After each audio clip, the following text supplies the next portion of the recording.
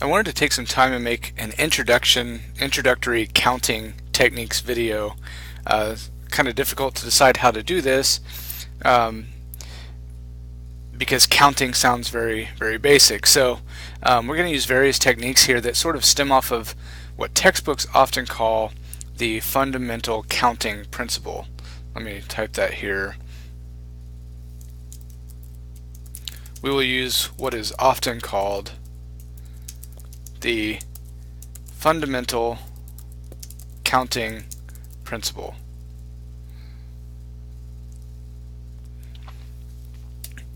Now, I don't want to make this formal, but basically the fundamental counting principle allows us to use multiplication to count when we have a sequence of choices that lead to one ultimate choice where lots of variables are involved. So let's look at an example to illustrate this rather than to make it very formal and technical. Okay, so here's a rather standard type of problem.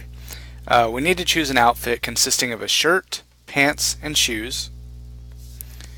How many options are there if we've narrowed it down to 3 shirts, 2 pants, and 2 pairs of shoes?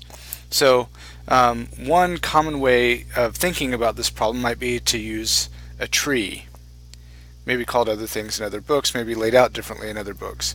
So we need to choose a shirt, and we've got 3 options for our shirt. So let's call our shirts A, B, and C maybe.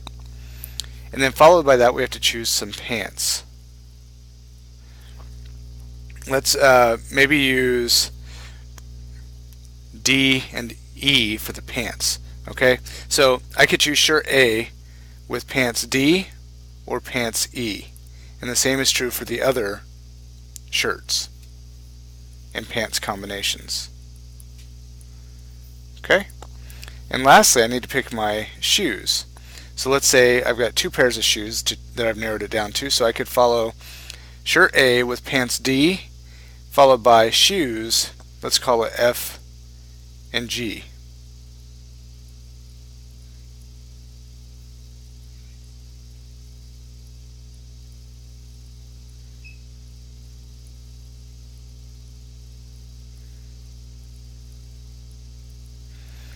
So now we have all the different possibilities for our outfit, right?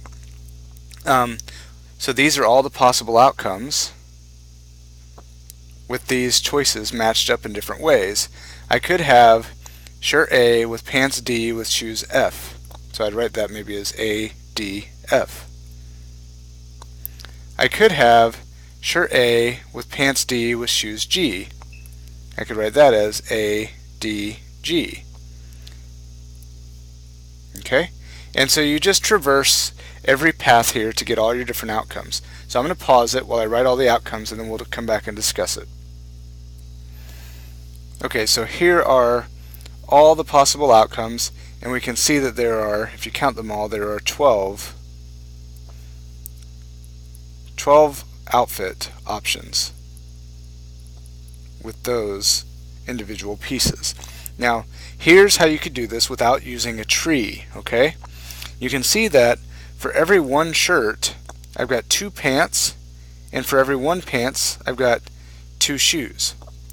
Okay, so we could count out of the A branch. Let me show you what I mean by that. The A branch of this tree, you can see that you're going to get 4 options. And the reason that is because for A, I've got 1 times 2 pairs of pants times 2 pairs of shoes. So that's 4 options coming out of the A branch. But I don't just have the A branch.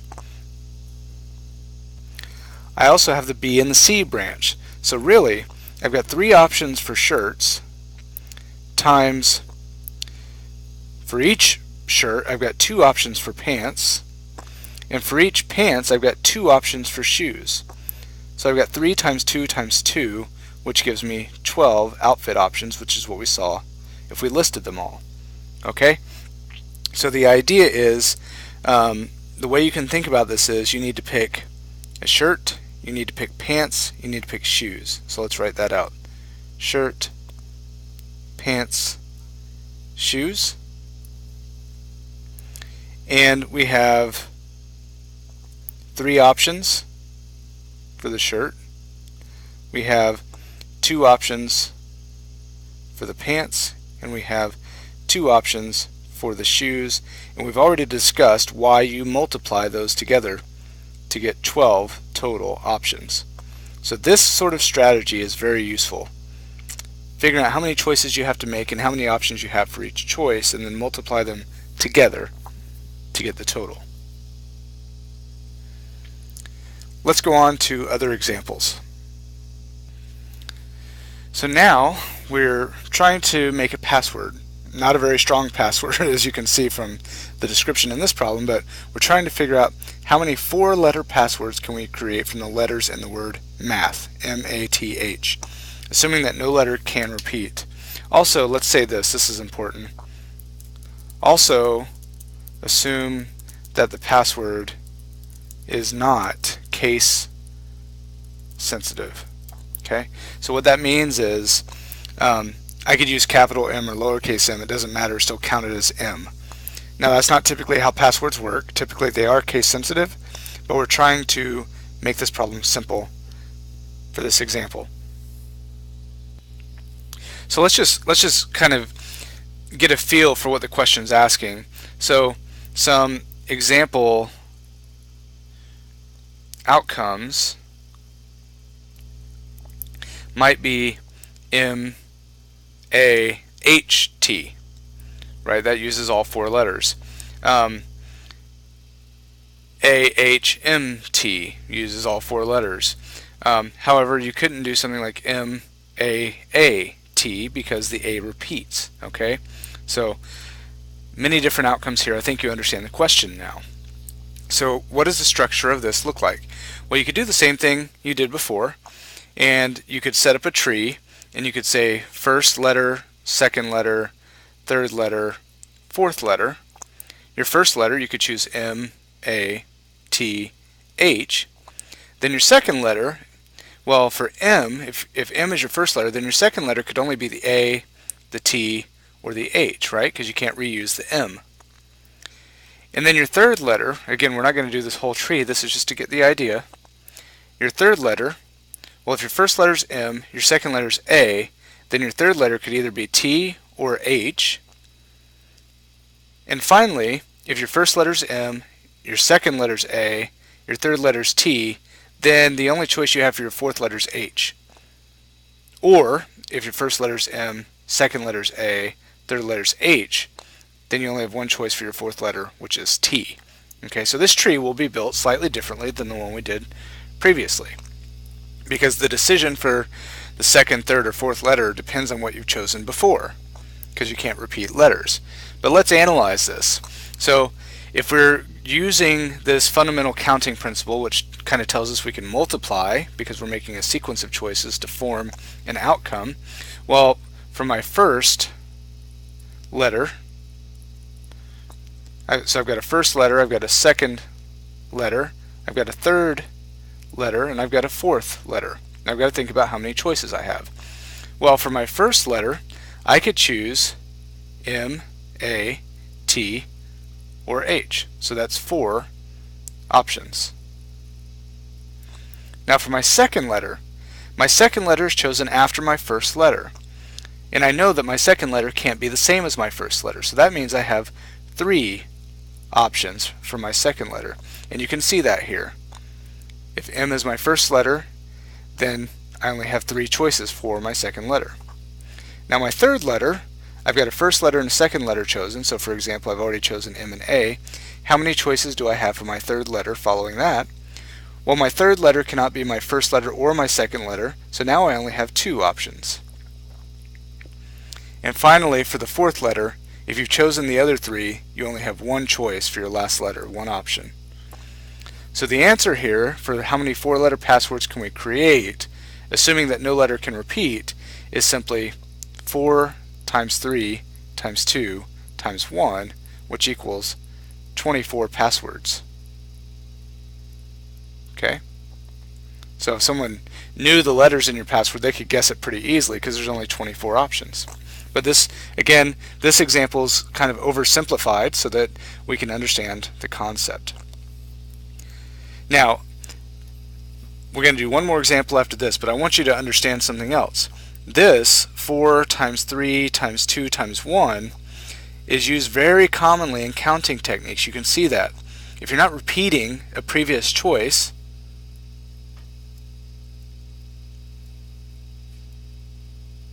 if you can't repeat a previous choice, right, then you can see the option decreases by 1 each time. So since this is so common, we actually create a name for this thing. We call it 4 with an exclamation point, and what that means is this is read as 4 factorial. The exclamation point means factorial. Your calculator will probably have a factorial button somewhere. And 4 factorial simply means 4 times all the numbers, the whole numbers less than 4. So 4 times 3 times 2 times 1. Similarly, 12 factorial means 12 times 11 times 10 times 9 times 8 times 7 times 6 times 5 times 4 times 3 times 2 times 1. So it's a quick way of writing out this sort of multiplication. It's called factorial. Let's do a similar problem to the one we just did with one minor change. Okay, so in this example, we're going to assume that the letters can repeat. And so now we have a similar structure. We're going to have our first letter, how many options we have for that. We're going to have our second letter. We're still creating 4-letter passwords. Our third letter, and finally our fourth letter.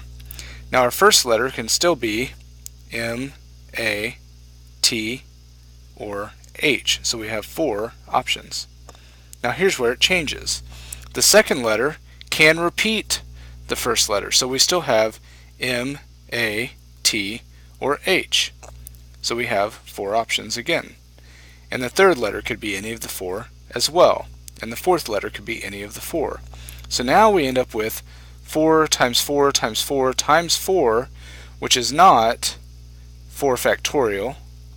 Instead, it's 4 to the 4th power, which I believe is 256 password options in this problem. So the big reason, as you can probably understand, is that, for example, you could choose the password MMMM. That's acceptable in this scenario, whereas before it wasn't. So you get a lot of extra passwords that you could consider. So you've seen how to use multiplication to count. Sometimes you get exponents, like this example, 4 to the 4th power, because you can reuse options you've used before. You could get factorial when you can't reuse options that you've used before. That's an example that might happen.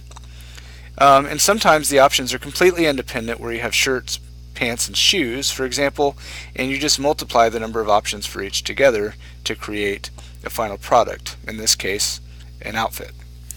So that's an introduction to counting techniques, and I hope it makes sense.